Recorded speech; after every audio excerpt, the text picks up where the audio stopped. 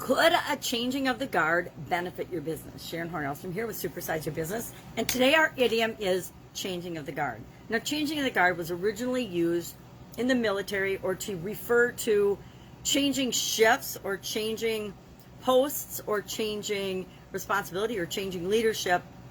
And it became really popular at Buckingham Palace, where the changing of the guard, the protector of the palace, the protectors, there's more than one guard, of course, became a ceremony, a pretty elaborate ceremony that people still go and watch and see today because it's entertaining and it's formal and it's amazing. It's one of those events that people love to experience. I know I've not ever been, but my nephews and my niece and my sister and her husband have all been to England and watched the changing of the guard. Now, what does this have to do with our businesses? Changing of the guard means, of course, a change in something, usually leadership or people or staffing in your organization. When is the last time you looked at your organization from a human resource management standpoint and said, do we have the key players we need in each position and in each place to be as efficient and effective for growth or for accomplishing our goals and purpose as we want? Chances are the answer is no. We almost never have our organization perfect, or even if it's perfect right now, today or tomorrow, something could change in the world or the environment, and we might need to shake that up and change that a bit.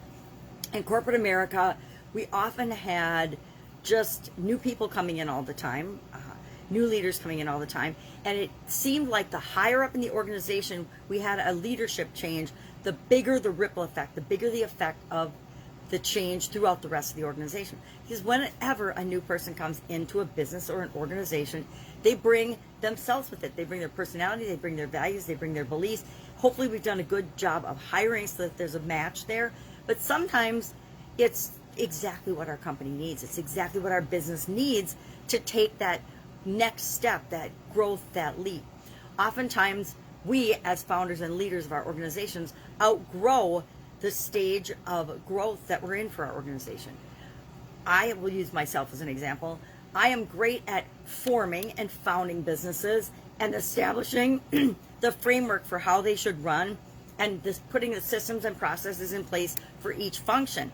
But I am not, absolutely positively not, the person that should run the day-to-day operations in those departments, especially the more detailed, more not technical is my thing, but the more detailed, the more specific departments or areas or functions of the business.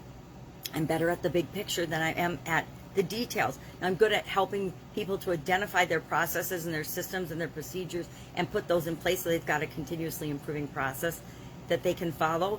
But as far as the day-to-day management and leadership and operations go, that is when I need to bring in a change of guard and somebody to run, to be the COO, to be the CEO, to be the CFO, to be the managers of each of the different functions, and to make sure that we're coordinating and leading each of those together. My job is to set the direction and the course and define the purpose and manage the culture and the human resources and make sure we're having the resources that includes human beings that we need, where we need them, when we need them.